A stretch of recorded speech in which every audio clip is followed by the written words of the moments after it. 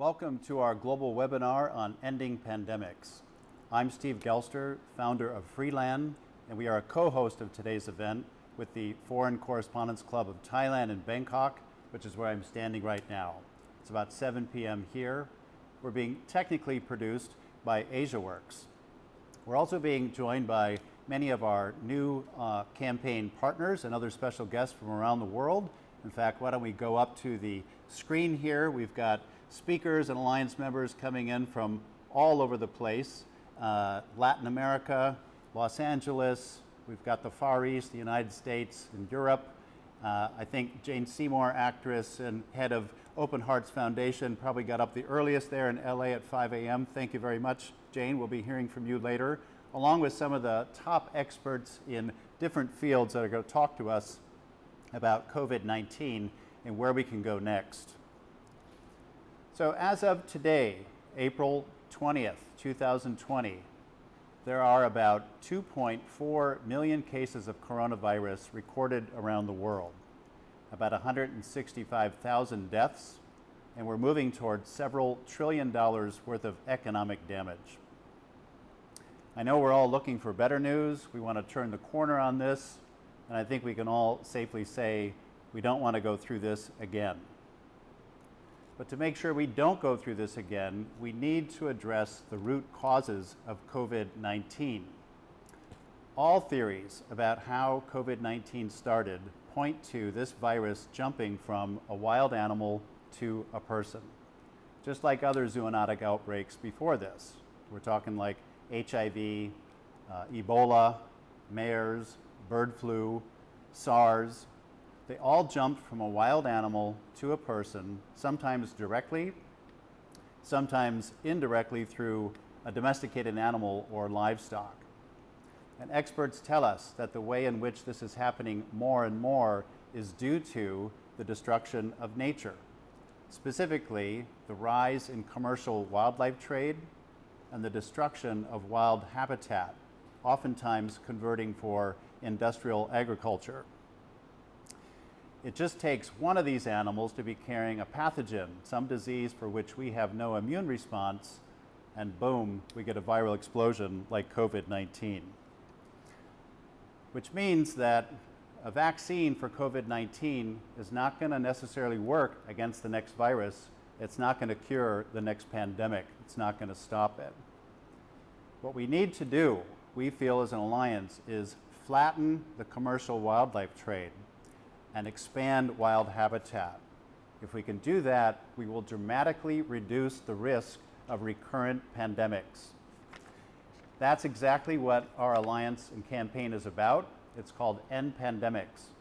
So far, we have 21 organizations that have come together to unite to make sure that we do not go through this again.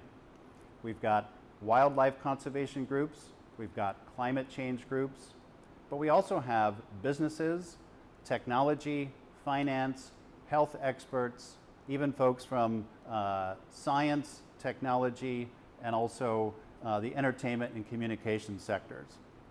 There's lots of great organizations and projects all over the world, but let's face it, we don't always work together. These projects are lacking in resources and they're not united. So we are coming together. We're going to learn from each other, coordinate our projects, try to raise resources together, and become better by listening to each other and be more impactful in our efforts to protect and regenerate nature. You're going to hear from some of our alliance members and some special guests, as I said, who are chiming in from around the world. We want to share our plans with you. This is going to be a huge global effort, so please take advantage of your Facebook Live tap-in. Write us your questions, your suggestions. We will look at them and try to respond during this live webinar. So here with us today, we've got representatives from different places. I first want to go to our special guest and alliance partner in our campaign, Sean Heinrich. Sean is an Emmy Award-winning filmmaker, photographer, and storyteller who has helped campaign successfully for the protection of marine species, dozens of species. Before we go to Sean, who's coming in to us from Colorado, he's the head of Blue Sphere, we're going to show a very short video that he and his outfit co-produced, which gives a different perspective on this whole pandemic, that coming from the virus itself. Let's now go to the video. Dear humankind, thank you for being a superhost. I never imagined I'd have the opportunity to jump to a species as abundant as you.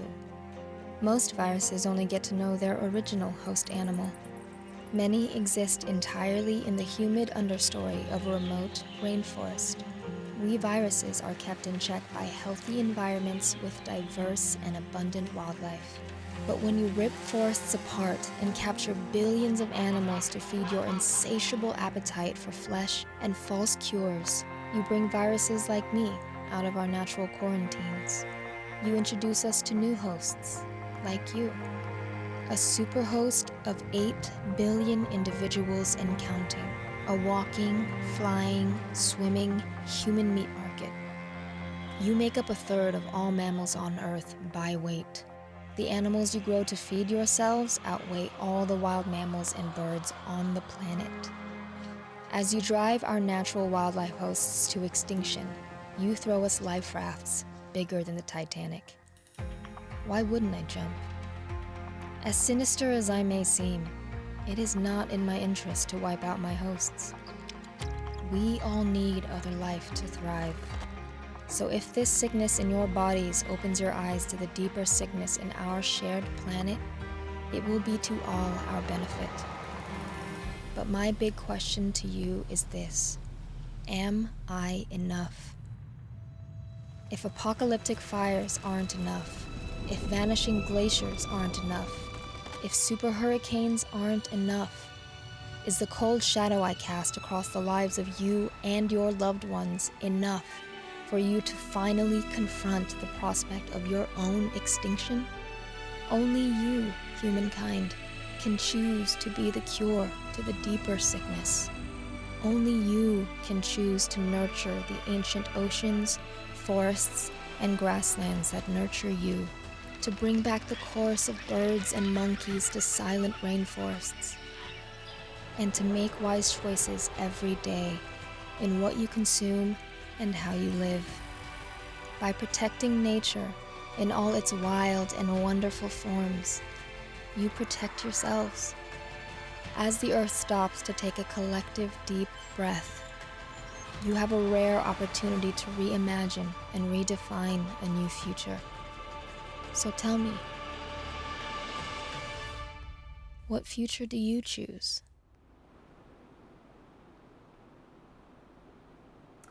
Let's go to Sean Heinrich in Colorado. Sean, thanks for joining us and thanks for joining the Alliance and the campaign. What have you got to say about what we're up against and what's next? Is there hope? Yeah, good morning, Steve. And that's a great question. There's probably never before in history been a time where we as a global community have felt so connected, and we wouldn't have probably chosen this way to feel connected.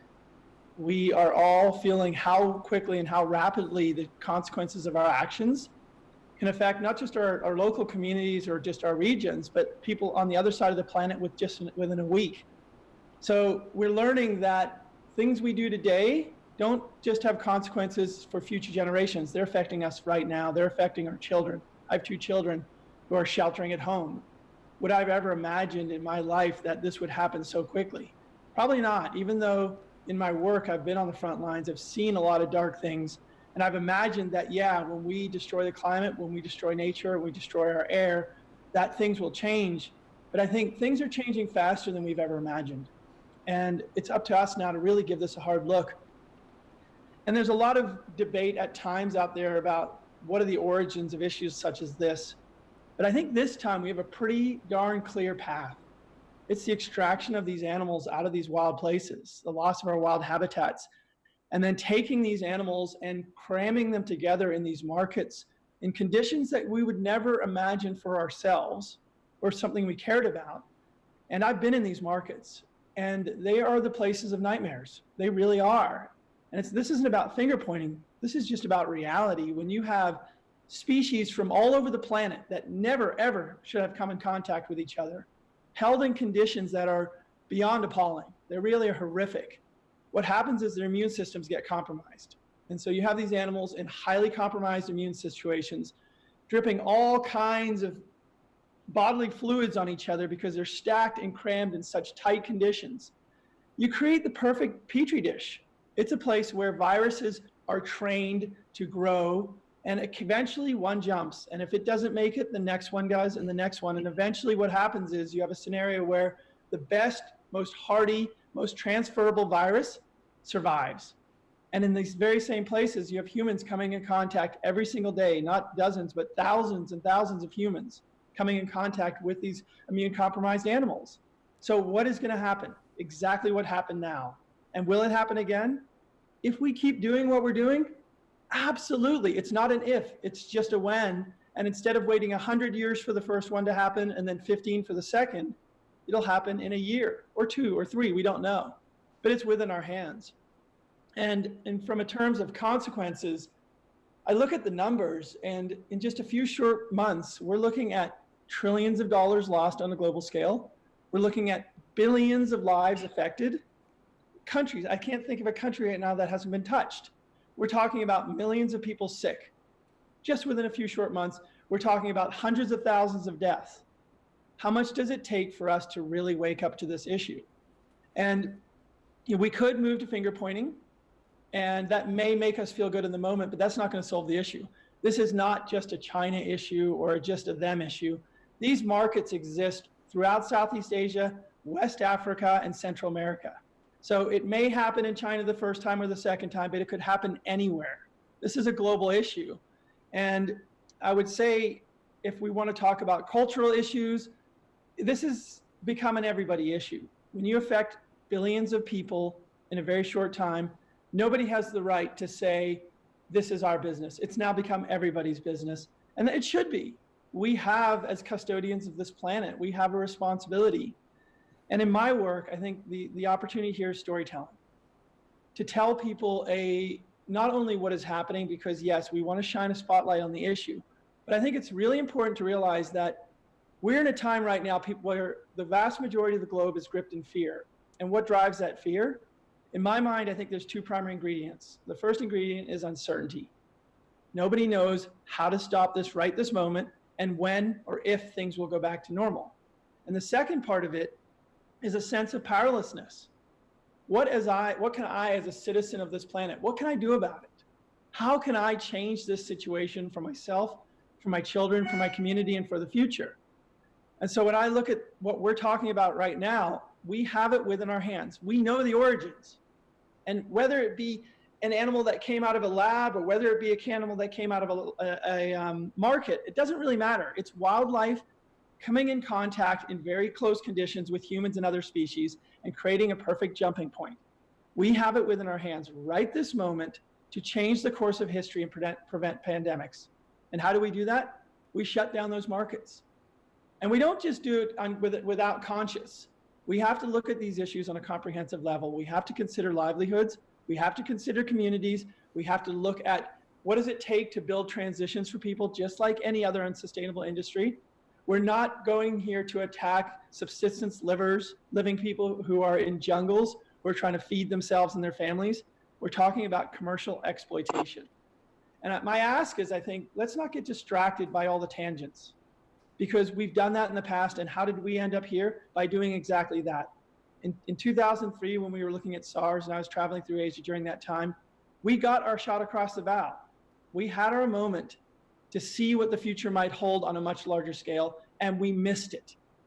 We got distracted with our daily lives. We got distracted with the economics. We got distracted with a lot of things. And as a result, we ended up exactly where we are today. My fear is, if we have a virus of this level of contagion, but with a much more significant death rate, we're not looking at a major blip. We're looking at a complete shutdown. We're looking about something that would not be recoverable. And I think we are going to recover from this. I have hope. I believe that the community, the global community, has seen what can happen.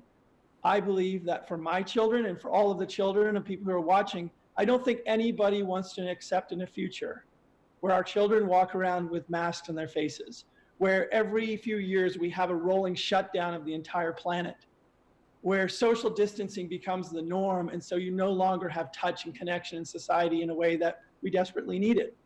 I don't think anybody wants that. And so, as a duty to ourselves, as a duty to our children and to future generations, I think we have an obligation to take this issue head on in a comprehensive manner, looking at the health issues, looking at the economic issues. But in this case, let's go right to the source and the cure, which is let's look at where it came from and how we prevent it. And in my mind, we have to go straight to our exploitation, our commercial exploitation of wildlife, and support the groups, support the governments, and support the institutions that want to change that and want to change that right now. Sean, thanks so much. As usual, you pack so many good points and passion into such a short time. You are one of the preeminent storytellers on this issue. I'm so happy to be working with you, and I'm glad that we're partners in this alliance and this new campaign. Sean, please stick with us because I'm sure there's going to be questions for you later. Let's now move across from Colorado a little over to another part of the globe in southern England to Andrew Mitchell, the founder of the Natural Capital Alliance and the CEO of Equilibrium Futures. Andrew, tell us a little bit about the economic impact of COVID-19 and what's the future look like? Thank you, Steve. Thank you, Sean, for great stories. My perspective on this is going to be a little bit different because I think a lot of this is to do with the movement of money. I'm a zoologist. I've spent 40 years working in tropical forests around the world, the front line of conservation, but I work mostly now with the finance sector. And why? Because I firmly believe that unless we change the movement of money, we will continue to finance ourselves to extinction. And the reason for that is there's a disconnect between ourselves and our money. You put your money in the bank and you take the money out, but you never ask a question what the bank is doing with your money. You might have a pension fund and you don't really ask what that pension fund is invested in. You hope it'll pay out later in your life. And the kind of problem we're facing now is that there's not much point in having a pension fund, which when it pays out, you can't breathe the air or you have a destroyed planet. What's the point in that?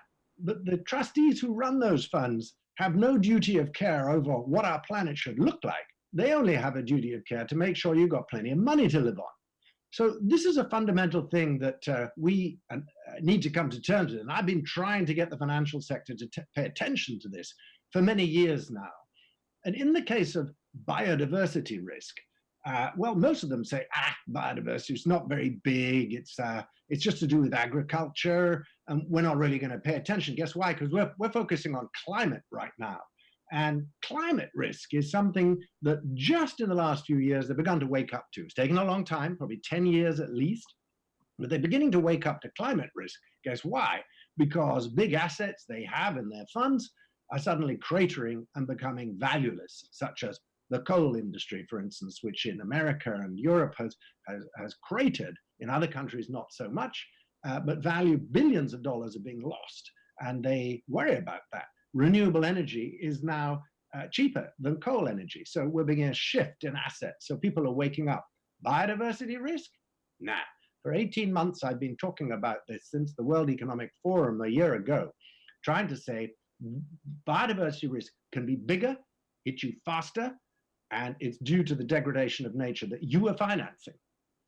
Well, they didn't pay attention, but they're paying attention now. The bill is going to be something like $10 trillion around the world. That's the money that the governments and the finance sector are having to pump into the economy to cope with COVID-19. Wow. What they don't get is how that is connected to nature, which is why this webinar is so important. You've already heard from what Sean has said, that it is probably wildlife markets. And the evidence for that is quite compelling. Zoonoses are pathogens that live in animals quite happily, don't cause a problem with the animals too much, and very rarely jump to humans. The current COVID-19 disease caused by a virus, this is the 7th coronavirus to make that jump. SARS was another particularly affected one, but nothing like this one. And I thought for many, many years that sooner or later, big viruses like this are going to have a massive impact on the world. And I never believed it would happen so soon. The next one could be even bigger. So we need to pay attention to this. What happens? Bats carry these viruses. In this case, it seems that if you look at the genome of the virus in us, it's very close to that of a pangolin, and indeed to bats, in fact, horseshoe bats, which are commonly found in China, indeed all around the world. Somehow it seems to have jumped into a pangolin and been refined, and the pangolin genome has a wonderful ability to bind with human cells. And that's why the virus is so effective. It's gone through pangolins, from bats, been refined, and it's got into humans. And then it goes around the world because of everything that's been said before so beautifully in that video. Now, the impact financially is vast. I believe that we can use this terrible pandemic to wake up the finance sector to its responsibilities in creating the conditions for this to occur. We've heard about the micro conditions. Yes, these are poor farmers who are trading things like pangolins into Vietnam and China. Pangolins are very, I don't know if you probably know what a pangolin is these days. Most people didn't. It rolls up in a ball. It's got armored scales. You can put 20 of them in a box and move them over to China real easy. But because they get mixed up with all these other animals, they get sick. And on the journeys, that's where you get this hothouse of the virus. These are giant wildlife markets, but they're just like, we shouldn't be too hasty in shutting them down, because a lot of people depend on them for their livelihoods. It's just the wildlife park of these markets that sell fish, vegetables, all kinds of stuff that is the problem, and the appalling practices go on there. That's what we've got to nail. But going out from there, we've got to nail the financial money that's going into unsustainable agriculture driven by higher populations. So what you get is deforestation in the tropics that has really been the ultimate driver of this terrible pandemic. Because what happens is you get overpopulation, you need more land, you've got to grow crops, you pump in the money, the deforestation occurs, the forest gets rolled back, and what happens? You get loads of pangolins that are there, lots of other exotic animals, civet cats, monkeys, all of these kinds of things suddenly become easy to get. The cities get richer, they get sold into exotic wildlife markets, pay a lot of money for them, and boom, the wildlife tracking guys come along, the illegal wildlife trackers and traders, they find them and they trade them into China. So it's another addition. Over 10 years, 100,000 pangolins a year have been going in, but it's the bigger process that creates that. So what I say is that we should look at environmental crime. This Refinitiv produced a report saying that's between 15 to 23 billion a year is wildlife crime. That's focused very much on what we've been talking about. Europol estimates it could be as high as 90 to 260 billion if you include illegal fishing and illegal logging. And then the World Bank estimates that if you look at the impacts of those illegal environmental crime and the loss of services that we all depend on, ecosystem services, it could be as big as 1 to 2 trillion that it's costing us all.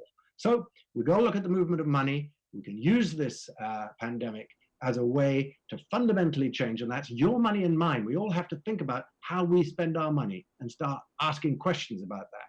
And that will filter down to the finer action that we must take, which is focused on the wildlife markets themselves. Andrew, thanks so much for joining this program and giving some advice to our alliance and campaign. Really appreciate it. Please stick around because there's already some questions coming in over the internet. One's got your name on it. I'm amazed at the price tag that you listed before. I'd like to come back myself and ask about that. Thank you very much, and please stick with us. Let's now move down from southern England into Switzerland, where we're going to speak to John Scanlon. John is the former Secretary General of the UN body that regulates wildlife trade called CITES. John is now with African Parks. John, let's hear from you. You testified before the US Congress just like a few days ago and mesmerized people. This audience would love to hear from you on your perspective. Great, thanks very much, Steve, and thanks for the opportunity to join today's discussion. As has been said, a wet market in Wuhan, China may be the origin of the outbreak of COVID-19, and wet markets exist not only in Asia, but in Africa and Latin America, and depending how you decide to define them, worldwide. Trade in wildlife, both legal and illegal, affects every country in one way or another.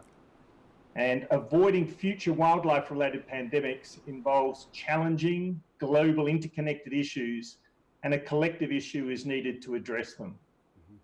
Now, there are a number of actions that I believe could be taken to avert the next wildlife-related pandemic. And Steve, you just mentioned the testimony I gave last week, and that's available. But in the time I have available to myself today, I'll just highlight a few of them. We firstly need some definitions around what we mean by a wet market and wildlife trade so that we can focus our efforts on areas of risk and avoid any unintended consequences. And I think this is what Andrew was referring to. Wet markets, wildlife trade and consumption that do pose a high risk to human health should be banned immediately as a precautionary measure. And there are experts in the field who are best placed to determine what activities pose a risk to human health.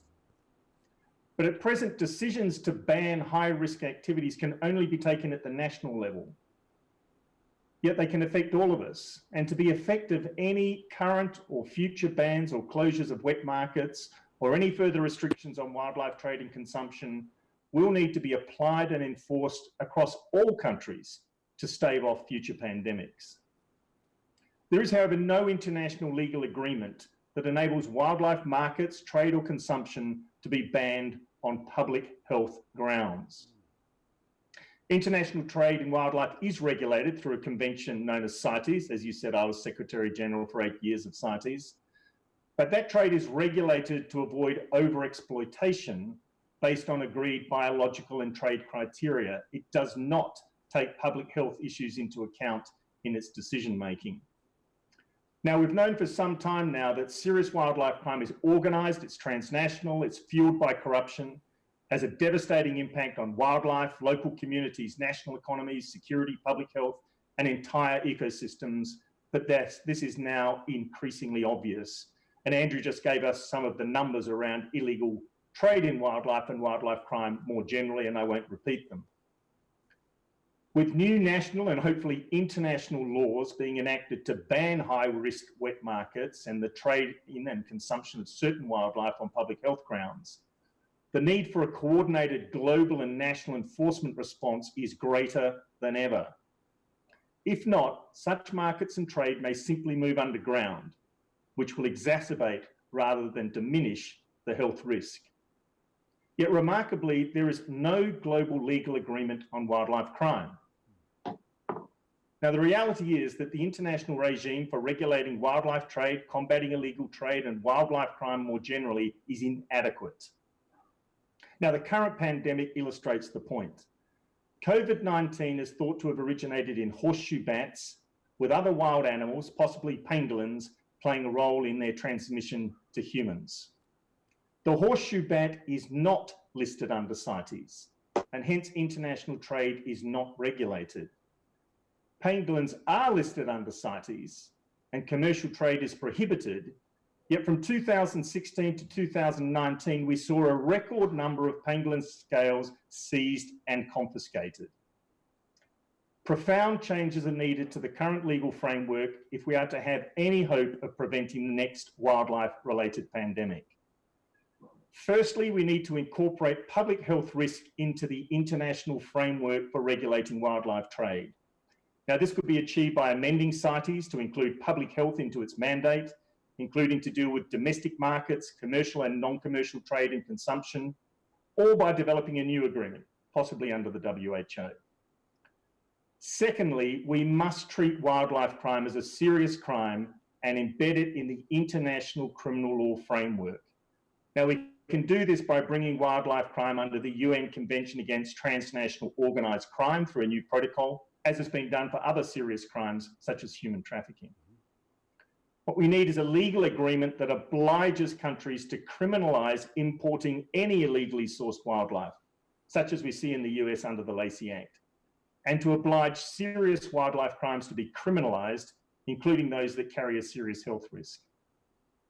Now, to be as effective as possible, a scaled up global and national enforcement effort will need to be complemented by many other actions, including well-targeted demand reduction campaigns, initiatives to provide alternative sources of protein and livelihoods to people who are severely affected by any bans, taking measures to better protect wildlife at its source and its habitat, because it's best protecting its source before it ever enters any illegal trade, as well as tapping into new sources of funding. Now, we know the benefits of nature conservation extend well beyond wildlife to include health benefits, security benefits, and development benefits, and we need to tap into these sources of funding. Unilateral actions at the national level are welcome, but they're not enough. The implications of decisions and actions taken on high-risk activities have global implications and must be brought into an open and transparent international process. We must institutionalize the changes that are needed by embedding them into the international framework of laws, funding, and programs to ensure transparency and accountability in taking as well as implementing critical decisions on high-risk activities. If we do not, then I fear we may soon find ourselves back in the same place as we are today. Thank you, Steve, for the invitation to share some of these thoughts with you. Thank you so much, John. And the recent talks have generated lots of questions, so we'll get to the Q&A in a little bit. Appreciate your comments, John. I know in an Alliance campaign call the other night, Sean Heinrich mentioned we should even have a UN inspection agency similar to one that goes around and makes sure that there's no nuclear bombs or biowarfare weapons being made, given what's happened in these wet markets. Appreciate your comments about the health implications and how we need to link that also to considerations on wildlife trade.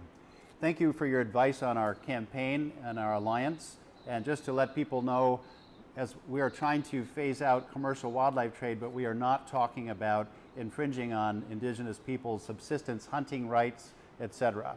So we can come back and talk about that later. Let's now move from Switzerland all the way down into South America to Brazil to talk to Dr. Juliana Machado Ferreira from Freeland, Brazil, one of my colleagues. We often hear about illegal wildlife trade and poaching, and we tend to think about Africa and Asia. I think Juliana's at the front line there and has been following illegal trade and poaching issues in that region. Juliana, give us your perspective. Hello, thank you for having me. Well, I think that the first thing I would like to say is that for us to minimize the risks of a next pandemic, we have to bear in mind that we have to let go of habits, get out of our comfort zones, and letting go of what seems to be profitable industries. Researchers and activists have for years, I know I have for 15 years, talked about the risk of zoonoses related to wildlife exploitation, and we're not taken seriously enough. Well, now the world knows how serious it can get. In South America, and for example, in Brazil, I would like just to cite that in Brazil, wildlife crime is considered a lesser crime, not a full crime, not a serious crime. I'm gonna share my screen here. I advise discretion. If viewers are not comfortable with strong images, please look away for a few minutes. Here, just 1 second. Can you see my slide here? I still see you, Juliana. Really? Yeah. Uh-oh. Yeah. That's okay. Yeah, I'm sorry. That's all right. We've got technical difficulties. Oh, here we go. It's on the screen now, Juliana. Okay. Go for it. Okay. So in South America, and especially in Brazil, there is wild consumption, trade and exploitation of wildlife, both for domestic markets as well as for export. And I mean commercial. I'm not talking about subsistence, okay? So seizures of illegal bushmeat of paca, guti, tapirs, deers, armadillos, native peccaries, and others add up to several tons per month throughout Brazil. In the Amazon alone, data from the federal police, data from federal law enforcement agencies indicate seizures of more than 16,000 eggs and 10,000 freshwater turtles for consumption between 2012 and part of 2019. In Brazil, between 2011 and 2015, there were seizures of almost 70 tons of illegal or of questionable origin shark fin. Just in 2019, approximately 32,000 ornamental fish. In the past 6 years, hundreds of jaguars may have been killed, not only by cattle ranchers and hunters, but also to supply the demand for teeth and jaguar paste in Asia. Just in the state of São Paulo, in green there, alone, over 30,000 wild animals, mostly birds, have been seized per year for the past 10 to 15 years just by a single law enforcement agency. But the wild pet consumer market exists all over Brazil and South America, both for the domestic as well as for domestic markets, as well as for exports, and targets several species. There are about 4 million legal songbirds registered at non-commercial breeders from wild species, out of which 3 million are suspected to have been poached or laundered. And the dangers are not unknown. A 2018 study analyzed armadillos from the state of Pará and found that over 60% were contaminated with the causative agent of Hansen's disease or leprosy. Brazil happens to be the second country in the world with most cases of leprosy. Reptiles can carry salmonella, birds can carry chlamydia, which causes ornithosis, but also herpes virus, burnavirus, and circovirus, among others. Rodents can cause leptospirosis, hantavirosis. Mammals can carry rabies, and so on, and so on, and so on. However, the diseases, let me see if I can stop sharing here. The diseases that we know are not the main issue. Just give me 1 second. Okay, the main issue are the diseases that we do not know, the new ones that can jump to humans, just as the new coronavirus. So at Freeland Brazil, we work combating wildlife trafficking through demand reduction, support to counter wildlife trafficking, governmental agencies, and public policy. We are now conducting a project in collaboration with WWF Brazil and funded by the US Department of State aimed at combating wildlife trafficking in Brazil through strengthening the legal framework, building capacity, and transnational coordinating for combating wildlife trafficking. And the reason why we think that joining this campaign is crucial is because we truly believe that this commercial trade in wildlife needs to end, and we cannot do it alone. No one organization can do it alone. Furthermore, the multifaceted approach that is being proposed, which encompasses, yes, phasing out commercial trade in wildlife, but also alternative livelihoods for communities and restoration and conservation of ecosystems, is crucial, especially for a country like Brazil, where these items are not in the governmental agenda. As a matter of fact, now that we are trying to survive COVID-19, that we are fighting this pandemic, deforestation, invasions of indigenous lands, and illegal mining have gone out of control in the Amazon without governmental response. But I trust that this global alliance will pave the way for us to fight this, conserve healthy ecosystems, wildlife in the wild, as well as human well-being and economies. Thank you. Thank you, Juliana, who combines, she's a scientist, a PhD, but she's also a frontline enforcement supporter. Good to hear from you. We've got some questions coming in specifically about the Amazon in South America, so please hang with us. Let's now go back into the United States, where we are going to speak to Luis Cejoyos. Luis is the head of the Oceanic Preservation Society.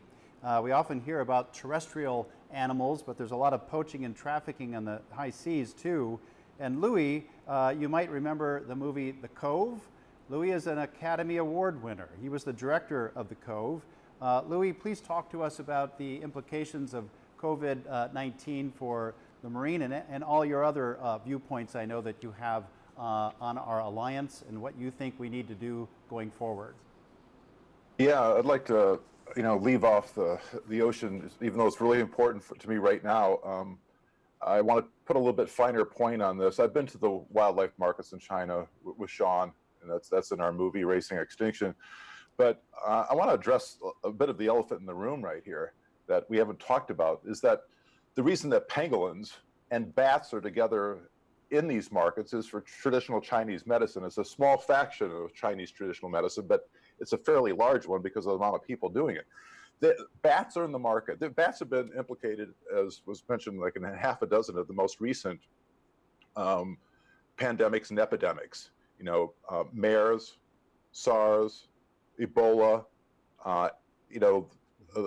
and recently COVID. But the question that I think we should all be asking ourselves, like, why are bats such a prevalent suspect here? And that's because that they're actually used in Chinese traditional medicine. there's a thought in China, it's called Zhenbu, that if you take the qualities of the animal that you're eating, it's somehow going to give you the properties of that animal. So a bat can see at night. So in traditional Chinese medicine, they actually use bats. They eat bats and bat feces in the belief that it's going to cure night vision, glaucoma, your eyesight. So I would love to get rid of all the animals out of the live markets. It's horrible, but there's several hundred viruses that a bat has. It doesn't harm the bat itself, but when you put them into the market, they very easily jump to pangolins and these other endangered species, and maybe not so endangered species that are in the market. So I think if we're going to stop this, the COVID viruses from affecting all of us, China has to address the elephant in the room. Get bats out of the market. Get bat feces. No, I want you to read. There's a paper I just read that came out of China. It says fecal medicines used in traditional medicine medical system of China, a systematic review of their names and original species. This is the title of the paper. Traditional uses in modern investigation. So they're investigating fecal uses of medicine historically in China. It says during the long struggle against diseases, ancient Chinese doctors found that some unexpected materials such as human or animal feces could effectively treat diseases. These fecal medicines may be a valuable gift from China's traditional medicine to the world and has potential drug candidates for the treatment of some chronic diseases because of their low side effects. Now, in this case, the side effects of somebody eating, bat feces in China is now affecting everybody in the world. So at the very minimum, let's get bats and bat feces out of Chinese traditional medicine, because that's why we're here. It's because of civet cats, possibly, and pangolins, but get rid of this batshit crazy idea that eating bat feces or bats is good for your vision. There's somebody in China has to be addressing this. Otherwise, this is going to happen again, because these bats are in the markets. They're with a lot of those other animals, but bare minimum, get rid of bats out of the markets. And again, I would love to see all seafood. 3/4 of all pandemics around the world are caused by the eating of animals. So if you really want to get rid of, all of them, the whole elephant in the room, it's caused by the eating of all animals, poultry, chickens, pigs, the swine flus and the bird flus, same kind of things going on. As long as we're eating animals and putting them in these, in America, we have the CAFOs, the confined feeding operations, and I've been to those, and they're just absolutely horrible. The slaughterhouses, that's why I went a vegetarian in 1986. I went to a slaughterhouse, and there's a good reason that people say if slaughterhouses had glass walls, there would be no slaughterhouses, because if you saw what happens there, you would be pretty shocked. Even chickens, the chickens are, they have millions of those under one roof. And you go in, you open up the door of a confined feeding operation, and these free-range chickens, it's actually just like a Walmart or a Costco, these big warehouses that seem to go on forever, and you get hit by the ammonia. Because these animals, these free-range animals, that just means that there might not be in cages, but there's millions, hundreds of thousands of minimum, sometimes millions in a huge room, and the urine smell just makes it so you can't breathe. Now, these chickens live in that their entire life. They can't go outside. They can't go outside for a very good reason, because if they go outside and go to a pond, then influenzas come from ducks. All flus come from ducks or wild birds. And if a bird hops in the pond because of the chickens, then they're going to get infected. So you have to, if you want to eat animals at scale, you have to put them into these confined feeding operations and then feed them buckets and buckets and truckloads of antibiotics, because they're diseased. They're all petri dishes. The live markets, the CAFOs, the slaughterhouses, they're all petri dishes for these diseases. So we could put a fine tooth on it, and say, let's stop eating bats bare minimum. We'll get rid of these really deadly COVID diseases. But if you really, really want to stop pandemics for future generations, stop eating all animals. Poultry, beef, everything, because swine flu killed between 150 and 575,000 people, affected about some people say up to 22% of the population. This is in 2009. That came from eating pigs. The bird flus of the swine flus of, that started the Spanish flu all throughout history. Those are for what, the West is eating. So you really want to get rid of pandemics forever, stop, reducing our animals in the markets and becoming more vegetarian or vegan is the way to go. It's a very ancient technology to eat an animal. You're basically, all the protein that we're eating comes from plants. So the middleman in all these sequences is the animal. Take the animal out of the equation, you get rid of pandemics forever. That's it. I'll get off my soapbox. Okay. Thank you, Louis. It's great to have you and the Oceanic Preservation Society in our alliance. Those who are watching can see we've got quite a diverse array of organizations and partners.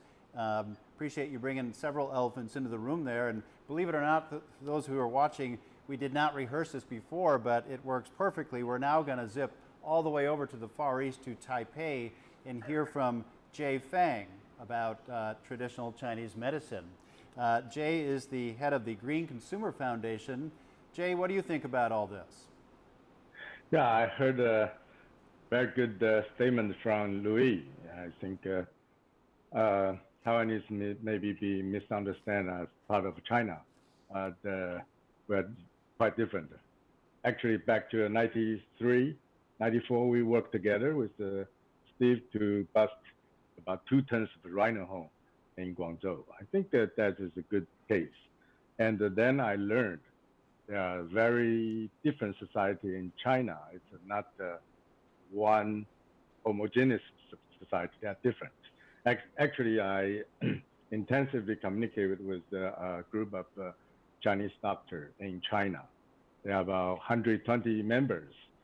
They are elite Chinese doctors, and they are genuine Chinese doctors.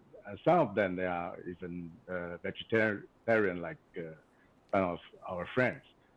But I think now is China make a law. It's make a very good for our Conservation Act, because they clear identify few animals as edible or trade can be traded.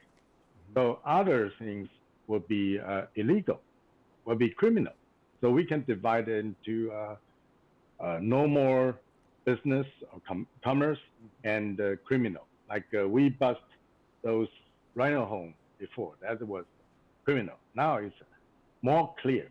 And that's because this pandemic have clear and loud sound to all Chinese and the Chinese Medicine Society, or all the Eastern Medicine Society. Even in Taipei, we have Eastern medicine stores, and they are all aware about this. I think it is a good chance for us. We can work with good people. They are not all bad people. There are some bad people do the terrible things, brutal slaughtering. We all witnessed that. And now we think there's a good chance for us to leverage and make China, Chinese, genuine Chinese medicine doctor work with us to turn this around. And also, I think it's very important for the habitat. The habitat conservation is very important. Even in Taiwan, our government still wants the industrial development, so we will destroy 7,000 years agarage. Yeah. So I think that would be destroy the habitat. That will cause all the disease come out. For example, the birds, the wild birds, the migration, they will bring the influenza virus around the world. We can take that, but if they are smuggling or poaching and cause somebody eat those wildlife, cause the disease, we cannot tolerate that. So we have to differentiate the difference in between. Thank you. Jay, thank you very much. Yeah, and I just want to say, bless you, Jay. Jay, back almost 25 years ago, helped us track down, when I was working with the Environmental Investigation Agency, the world's largest rhino horn trafficking syndicate. And because of Jay, we were able to dismantle that syndicate, and I think that helped save some rhinos back then. I hear you, Jay. What you're saying is that there are some traditional Chinese medicine practitioners, folks in the industry, who feel that they're getting a bad name from a minority. Louis before said it only takes a minority of a huge population to have a negative impact. I'm glad to have both of you on this alliance, and it's going to be great working together on this campaign. So thanks for joining us from Taipei. Now let's swing around the globe over to Portugal. Lisbon, Portugal, we've got Alan Lausch, who is the CEO of Generation Blue, and also representing another partner in our alliance called Earth Pulse. We call Alan the banker for nature. He comes from the finance and banking industry, and he's going to talk to us a little bit about the role of blockchain and how to make nature protection more rewarding. Over to you, Alan, up in Portugal. Thank you, Steve, and hi, everybody. I hope everyone can hear me well. I'm actually in southern Portugal, Algesur, next to a nature reserve on a mobile connection, so it might be a bit spotty. But I'd love to share some of my views on really the root cause of why we're destroying nature and why we're facing what is now going to be an era of planetary risks. Whether it's pandemics, climate change, we've degraded nature to an incredible degree because we have an economic system that forgot about nature, right? I remember a conversation with Paul Ehrlich from Stanford, who tells me that every economist he meets, he asks a question. Does your model include Earth? And usually gets blank stares, and then his response is maybe you should try another model. Right now, Earth gives us free ecosystem services that we use, that we derive value from, that are about $140 trillion a year in an $85 trillion economy, right? All for free. But we have an economy which essentially incentivizes extraction, right? It values death. A forest is only worth its value in timber. There's no value, there's no GDP for a rainforest that's just biodiverse and actually builds so much resilience, gives us so many ecosystem services, watersheds, and so on and so forth. And it's crazy, right? We're basically, we have an economy which is deriving value and incentivizing essentially extraction and valuing death. And therefore, it should not be a surprise that we're actually facing ecological disasters. So for us to reverse this, we need to go to the root cause of this. Why are people trading wild animals? Money, right? It's bad money. Let's create opportunities for people to make money regenerating, protecting Earth. And we can do that using technologies now that were not available a while ago. So we founded Earth Pulse. Steve had a brilliant idea to come up with a methodology called MER, Monitoring, Evaluation, and Rewards, MOTHER. And the whole idea is to create a system which acts as a super brain, right? Where we can, if we're gonna have a war room, we want to understand what's going on. Well, we have a nature room that needs to monitor what's going on to our ecosystems, what's affecting the lungs of the earth, the biodiversity, the coral reefs, the seagrasses, for example, that are so incredibly important for creating resilience, for actually fighting pandemics as well. We ought to be monitoring the health of all those different systems. So that's the super brain. That was the internet, though. That's not enough. We also need a super heart, right? And this is where blockchain comes in. Blockchain technology, really, this decentralized ledger, what it empowers is this internet of value, which is vastly greater than the internet of information. So if we look at the value creation that was created by the World Wide Web in the 90s and 2000s, what we're seeing now is something that is much more significant. It's a much larger scale. This internet of value is vast. And this internet of value ought to include activities which are regenerating nature.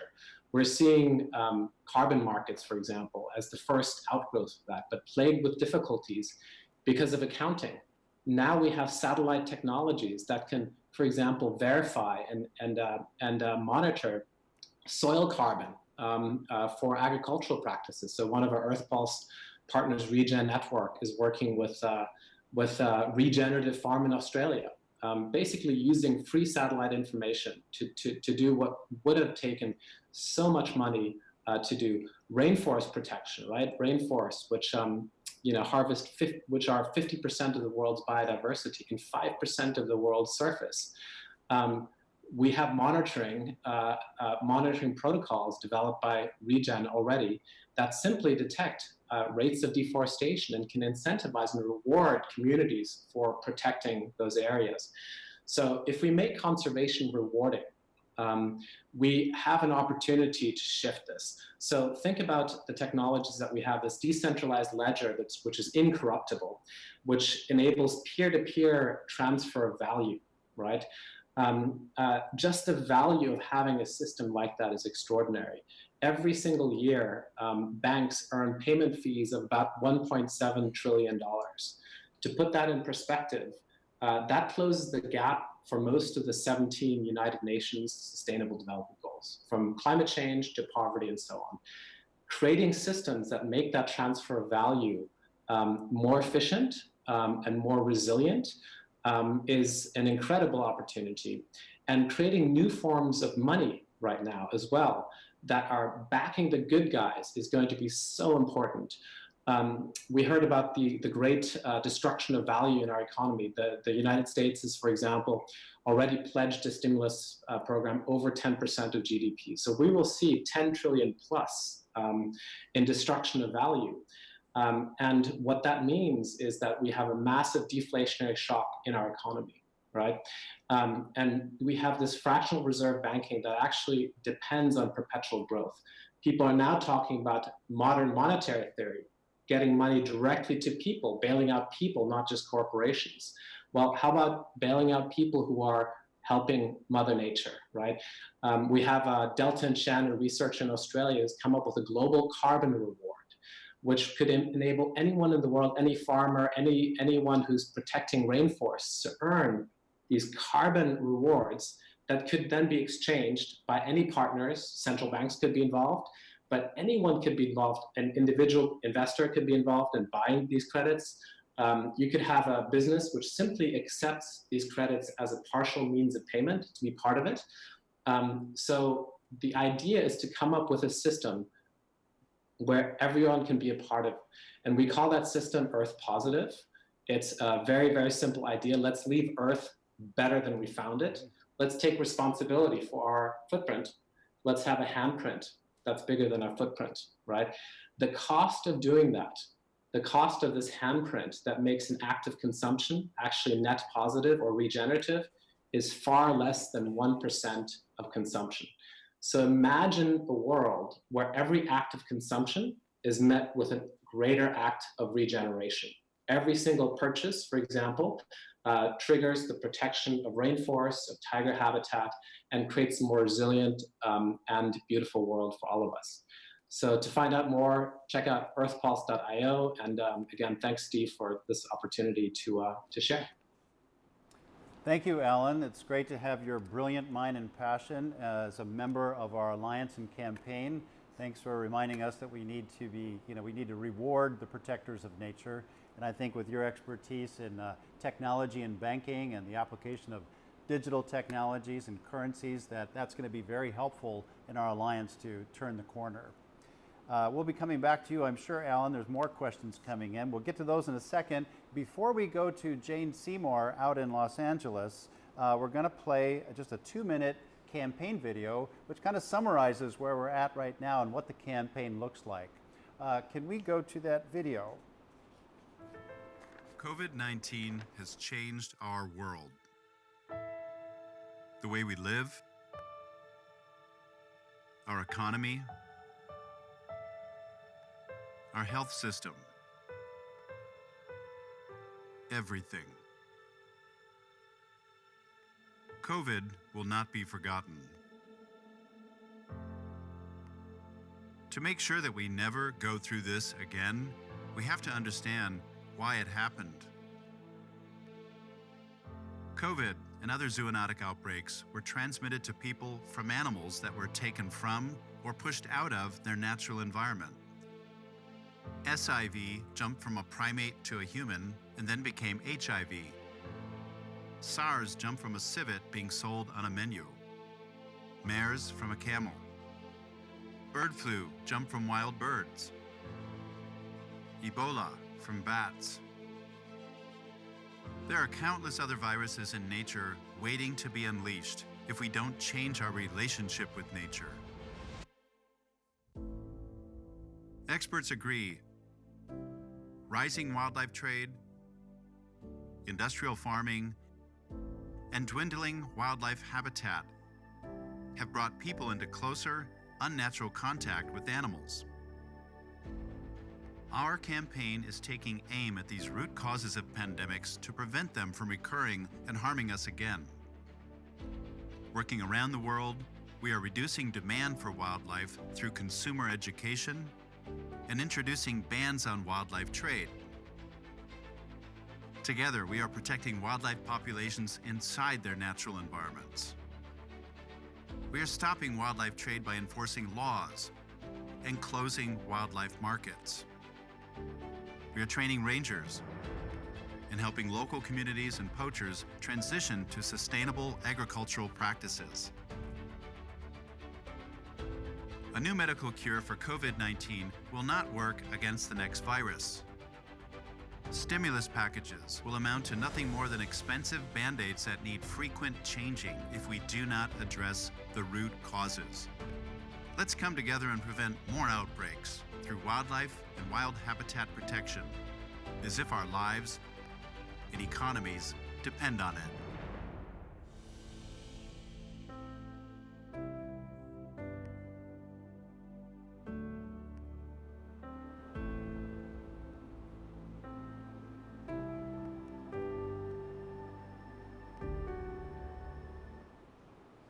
So that gives a summary of our campaign. I would like to now go out to Malibu, California, with Jane Seymour from the Open Hearts Foundation, which I also know has been doing its bit to alleviate suffering from COVID sufferers, victims. Jane, what do you make of all this? Oh, Stephen, I'm just, I'm overwhelmed. First of all, well done. Thank you for putting all of this together. We've just, got to get it to a wider audience because, when I watch the ticker tape or I see what's on television, the real story isn't really being told.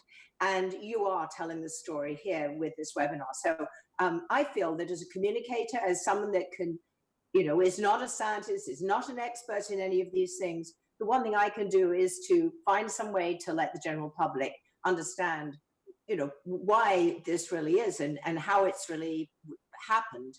And I mean, it is batshit crazy, literally. I mean, I heard someone mention leptospirosis. I've had it. I was in a rainforest and I got it from rodents. And I can tell you, I nearly died from leptospirosis. So there's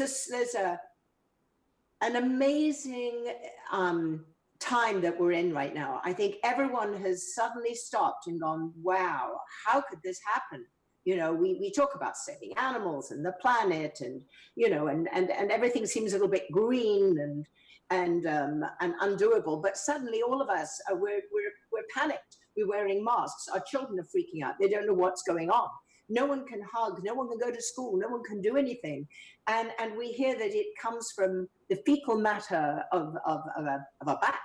I mean, it's just unbelievable. And what you are doing and what everyone, all the experts are doing, we have to make sure that these amazing videos you're making, this incredible information, this dialogue between all the people is really seen in a wider way. And if there's anything that I can do to bring attention to it, that's what I'm here for. I am listening, I am learning, I am in awe of what you're doing. Too many people saw something on television recently about a man keeping tigers and that world. I mean, when you told me there were more tigers in Texas than there were in the world, in the wild, I just went, you can't be right.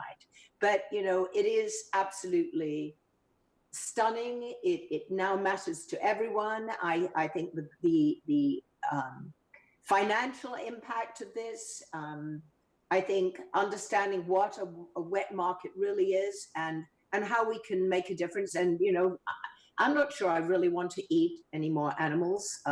You've already got me there, but thank you for making this happen, and whatever I can do to help you and all these amazing, extraordinary people bring it to the wider public, I'm on your side.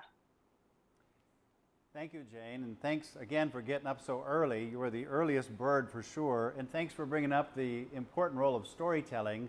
Jane joined our film festival in Wisconsin last year, and you know, we've got all these experts in different areas. Storytelling is part of the arsenal for sure, and when you speak up, people do listen. So we appreciate you joining this effort with us.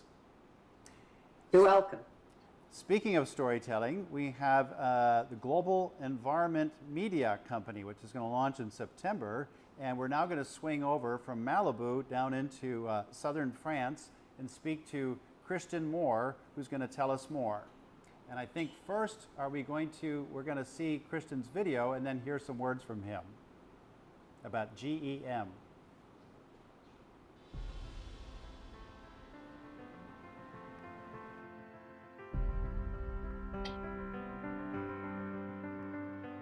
The Global Environment Media Platform invites communities interested by our global issues to share positive ideas, experiences, projects, and social and environmental solutions. GEM adopts a mixed media video-centric approach that provides the support of each piece of content with relevant data and information from NGOs, universities, and foundations globally.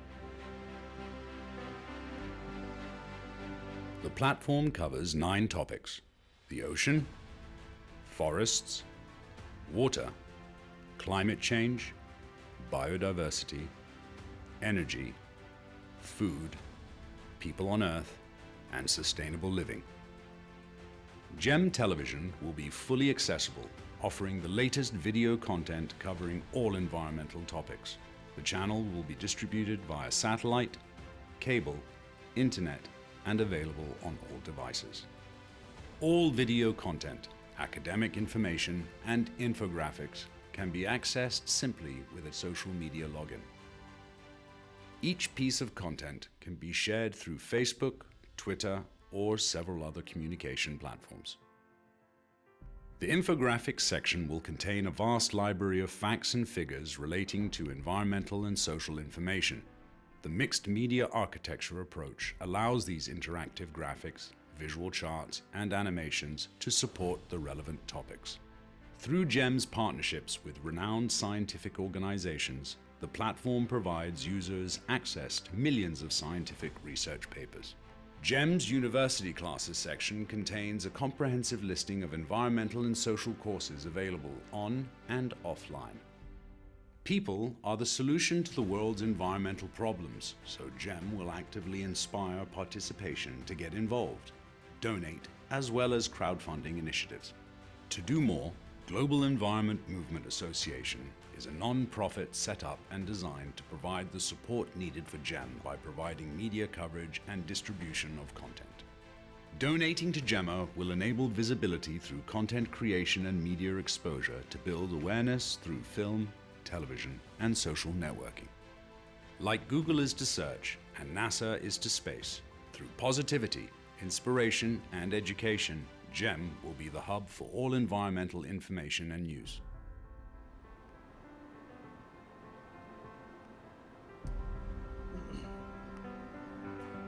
Christian, thanks for joining us. And I should have said before the video, but I think the audience can now figure out why we brought you here. Obviously, teaming up with you and GEM is necessary because as people on the front line, policy, fighting deforestation, poaching, but also from the health sector and everything, your GEM covers all those subject matters, and you're also making all this media material available to the public. Tell us about what you're launching in September and more about this partnership. Well, thank you, Steve, and thank you for having me here to relay this on. You know, there hasn't been a day that's gone by for the last year that we delving into this project, which was really to look at consolidating all of the information that's out there from all of the efforts put forward from agencies, NGOs, foundations, institutes, working towards the better good of trying to put information out there on the environment, the research and the work that it actually does. And coming from a media background and like-minded people in my realm, we started to look at how easy was it to research information online, and how could we get correct information on specific subjects. I heard earlier, with children, I have multiple children, and they all wanted to go and look for information online, and we couldn't find it so easily. So the idea was here to bring together, with the support of big foundations and the aid of yourself, with all foundations to come together, to put together a hub online, which is a platform with a mixed media architecture approach, which allows us to bring all of the subject matters into the categories and be able to represent them, not only to get the message out as much as possible on all media forms, from a television channel we'll be launching in September as well, which will be on, as we said, on cable and satellite, along with IPTV, but also a platform which will be used for educational purposes. So with the support of all foundations and information coming into us, our team, which we're building with network executives and specialists from all fields of the environment, is to really bring an easy to use platform for information and be able to promote all of the efforts and works that are being done out there in all the topics that we've selected, which are in part driven by the United Nations and the issues that we're facing in the world today. Especially hearing about today's speakers and the issue of animal trading. This is something that has come up, I've heard a few times, where it's information and getting this out there and really having people understand what's going on. And also looking at positive solutions and what are the solutions. We see a lot of information about what's wrong, but not a lot about how we can actually physically change it and create those dialogues. So this is what we aim to achieve with the GEM platform. And it seems that we're headstrong right now, and really looking forward to our launch in September. Fantastic, and I think that's where our minds meet. The Alliance is also very solution-oriented. We want to go beyond all this bad news and fix this problem and make sure it doesn't happen again. And that means protecting and regenerating nature. And we're so glad that you're setting up a 24/7 channel and a hub that's going to promote and show positive stories about solutions on how to protect our environment. So glad you're doing it. So thanks for being with us. Indeed, and it happens with all your help. Thank you very much. Thank you. Thanks for joining. Okay, we're going to go to our questions and answers now. We've got lots of questions, but I'm going to go first to Lynn Ochurunchoi, who is the head of Climate Strike Thailand, who has a question, I believe, for one of the other speakers. Lynn, I see you in the box there. We're listening. Hi there. I've got a question for Andrew. You hear me? So in regards to climate change, now we're seeing all these carbon emissions and pollution rates drop, and we're seeing that we can do it if we choose to do it. But there's a lot of news going around that once our industries come back and then the economy restarts, what do you think would happen to our industries? Will they bounce back to compensate for all the losses, and instead pollutions will double, or will governments and corporations will they actually emphasize the significance of nature and sustainability now? Lynn, thank you for that. It's a tough question to predict the future.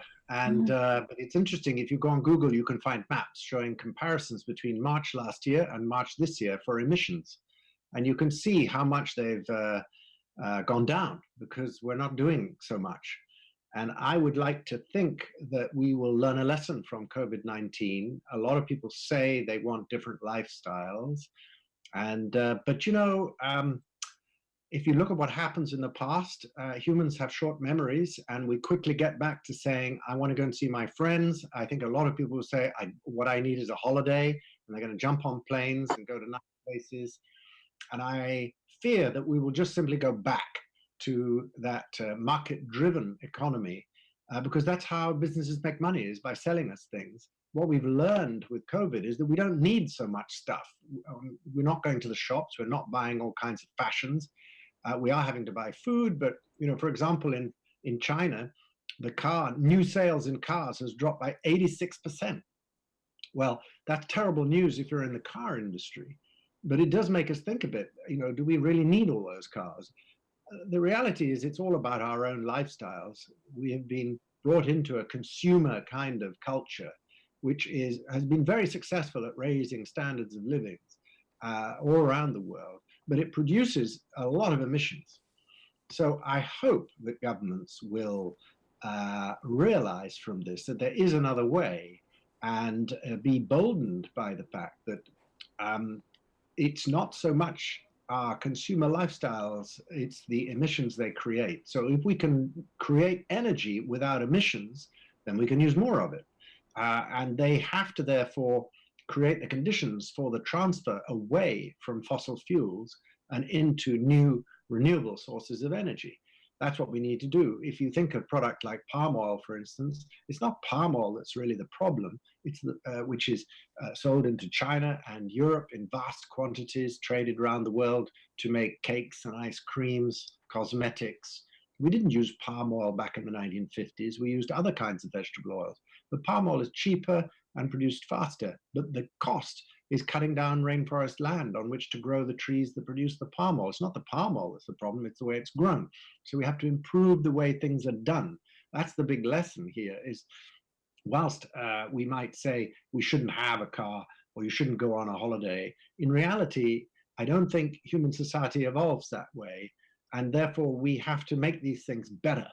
And one way to do that is to price them correctly. This is the key thing. We don't pay the true cost of things.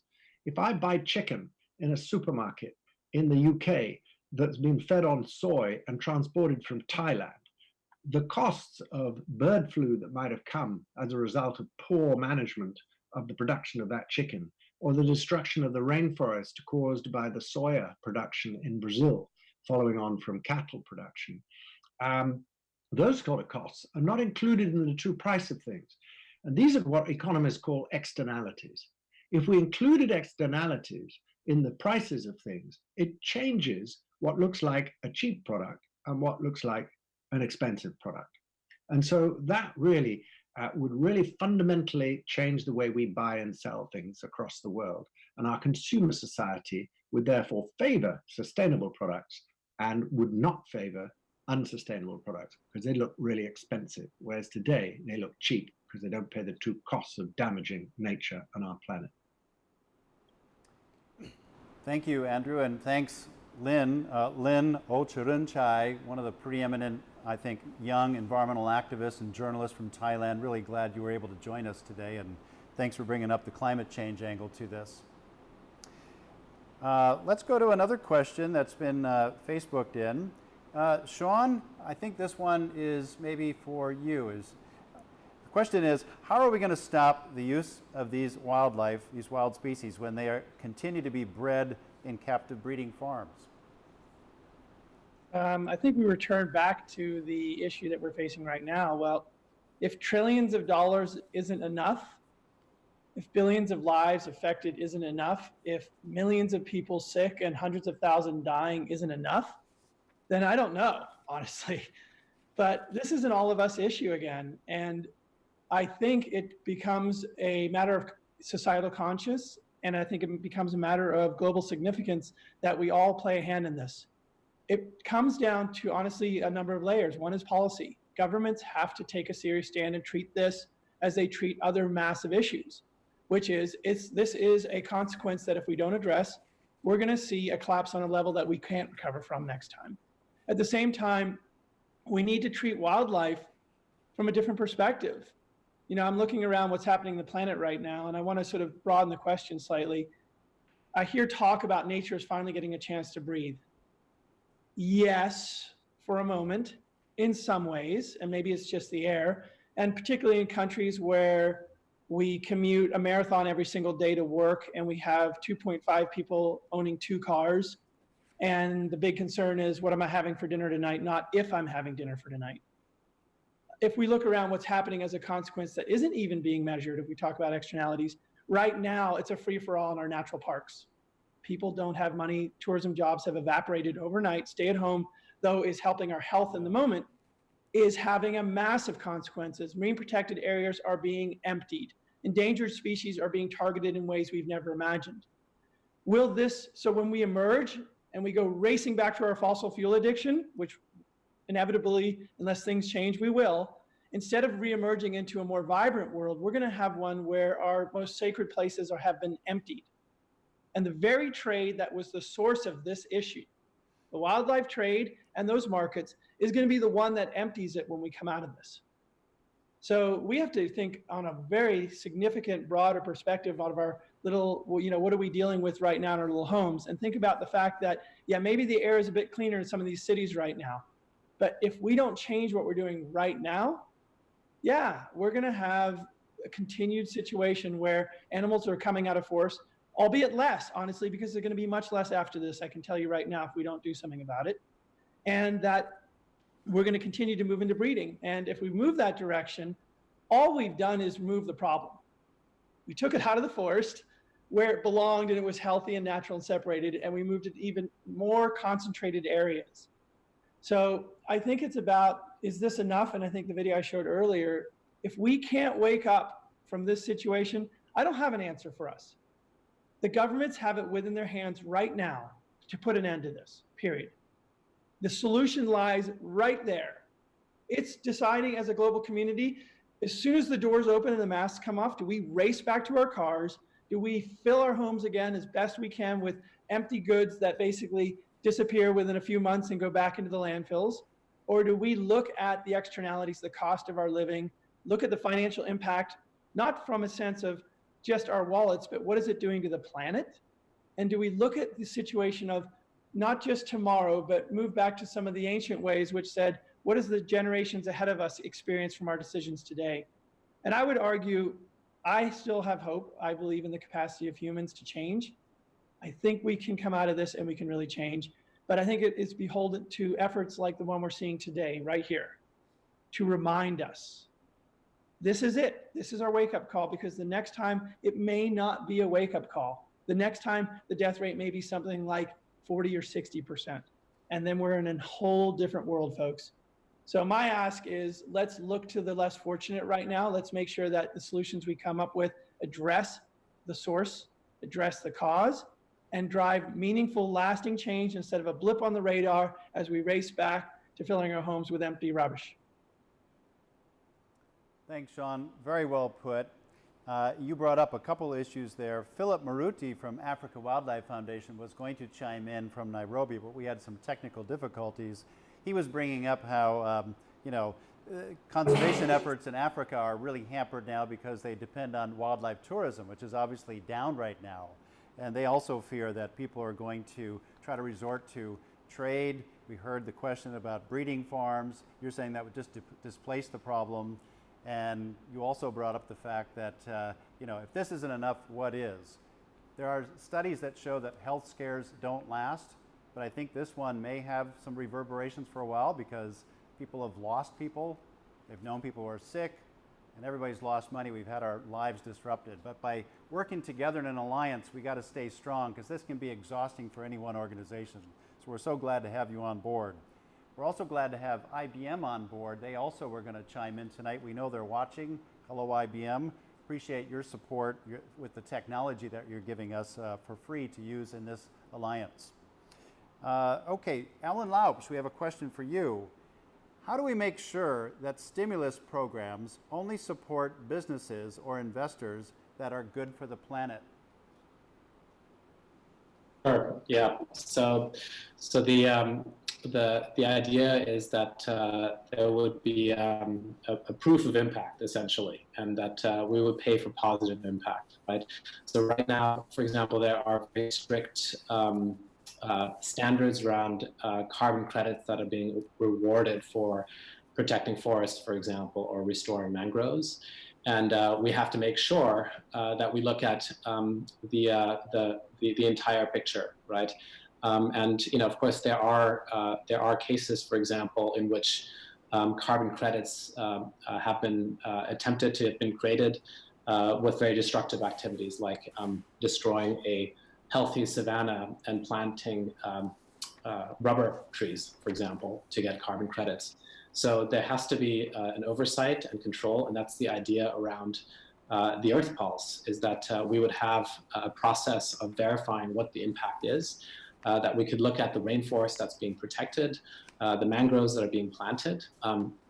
The overall idea as well, coming as a risk manager, is that we have to look at what's important, right? So the real idea is to identify critical areas, the biological hotspots, right, that harbor all the biodiversity that we need to protect, and basically to focus on those. So for example, if you look at the global carbon cycle, just the marine coastal areas with mangroves, salt marshes, and seagrass are super, super important.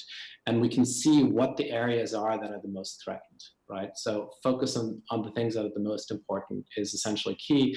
Having transparency around that to be able to verify that, and essentially enabling social intelligence to work as well, right? So not relying on very slow-moving bureaucracies, but actually using the intelligence that we all have, for example, with our mobile phones. So there's a lot of ways in which we can gather intelligence. Just look at, for example, how Airbnb was able to create ratings that people trust, right? So I think we can learn a lot from what companies like that have done around verifying that impacts are actually positive and regenerative. Thanks, Alan. Now let's go to Juliana. Juliana, you still with us there? Yep, I see her. Juliana, question for you. What is the best way to address and promote behavior changes in a variety of cultures and markets that may be more challenged within populations to make these important changes? Good question. I think that the biggest driver of behavior change is what's happening now. I second what was it Alan who said, if this doesn't change, I don't know what it will. And also we have to show people that we have given this industry excuses for too long based on this is my cultural habit and this is a profitable industry. COVID-19 is showing that this industry is not as profitable as it seems because it comes with a high cost, but also we have, as societies evolved, we have changed habits. We have let go of habits and of industries.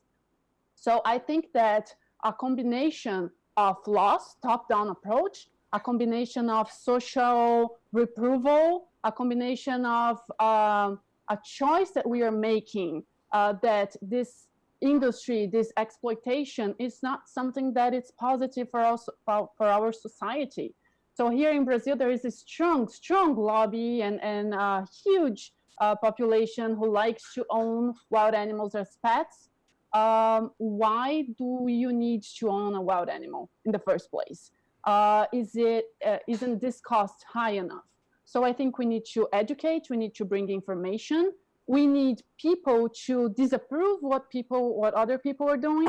But also, yes, we need laws, we need to make choices as societies, we need political will. So it's a combination of top-down, bottom-up, and horizontal approaches. Thanks, Juliana.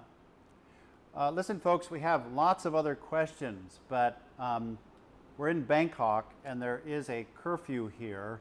And if the camera crew, which has been organizing all this tonight, doesn't pack up on time, they can literally get arrested on the way home. So we want to get them out of here safely. However, we have registered all of the ideas and questions here. The Alliance is going to take those on. We talk daily, multiple times. We do Zoom calls as well, like this, but not with everybody else watching. But I want to basically remind the viewers and everybody out there that we have an alliance right now of 21 organizations. You're going to see at the end of this event, there's a slate up there that lists the different organizations that are members. We're looking for more organizations. We're looking for support from companies, from individuals. We're looking for different things. Yes, we're looking for funding. We want to put wind in the sails of the different projects. But we also are committed to knitting together our projects and learning from each other so we can be stronger together. We're looking for connections. We're looking for ideas. We're looking for hands. We're looking for feet as well. So you'll see at the end of this a list of the organizations and a website. You can go to that website. It'll tell you more about how to help. And I just want to thank the Foreign Correspondents Club of Thailand also for hosting us here in Bangkok, and a terrific crew from AsiaWorks, which has hooked up our Facebook Live, YouTube live streaming, the live camera here, as well as the Zoom. I'm amazed that all this worked. Thank you so much, and we will see you next time. Thank you.